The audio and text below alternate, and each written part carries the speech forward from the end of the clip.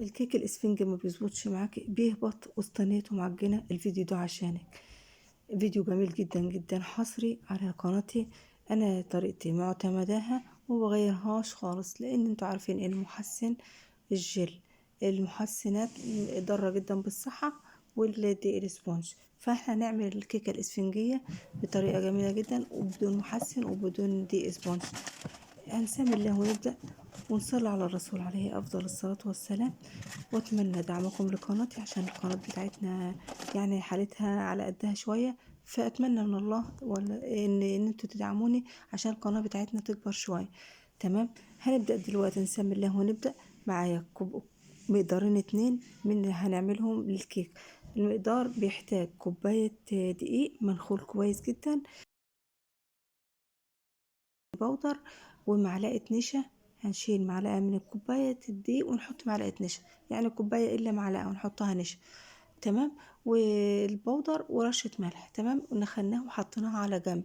هنبدأ دلوقتي بمرحلة فصل البيض عن الصفار. طبعا الكل عنده مشكلة في فصل البيض عن الصفار، لكن والله سهلة جدا. والجو برد دلوقتي، ممكن ت... تعملي البياض، البيض كله، وتشيليه بكف ايدك كده، او ممكن تعملي زي ما انا عملته كده، بس يكون الطبق اللي انت بتعملي فيه البياض يكون جاف جدا، ما فيهوش ولا نقطة مية، او تكوني عاملة فيه اي حاجة دهون، عشان يهيش معاكي ويديك النتيجة المطلوبة. تمام. حطينا على البياض رشة ملح صغننة جدا، و...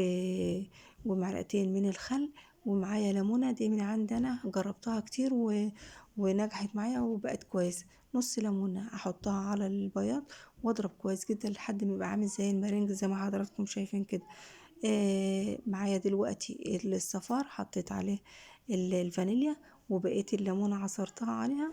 تمام. وبدأت احط السكر بتاعي. السكر معايا كوباية للمقدار، يعني معايا كوبايتين بالظبط من السكر، اللي هو ناعم الحبيبات او مضروب في الخلاط، اللي هو الناعم البودر.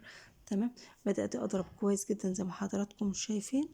ومعايا 4 معالق من الزيت للمقدارين، معلقتين للمقدار الواحد، ونص كوباية مية على مراحل كده زي ما حضراتكم شايفين في الفيديو. شايفين. هبدأ دلوقتي اخلط الدقيق بتاعي المنخول 3 مرات، دخلت فيه هوا كويس، وابدأ دلوقتي اضرب لحد ما اخلص الكمية كلها زي ما حضراتكم شايفين.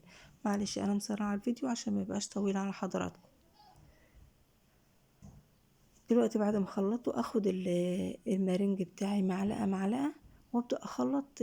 طبعا احنا هنخلط بشويش جدا، بس انا مسرعة الفيديو. تمام. ابدأ اخلط لحد ما اخلص الكمية كلها. لو في المرحلة دي حابة تقلبي الصفار على البياض بقى، مفيش مشكلة خالص، بس الطبق بتاع البياض تبعي كان صغير فمش هينفع. فدلوقتي انا خلصت الكمية كلها تقليب بالراحة.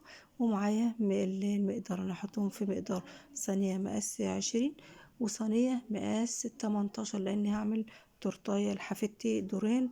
كل سنة وهي طيبة يا رب. شايفين ما شاء الله. دلوقتي مرحلة الفرن. الفرن على 180، متسخن من قبلها.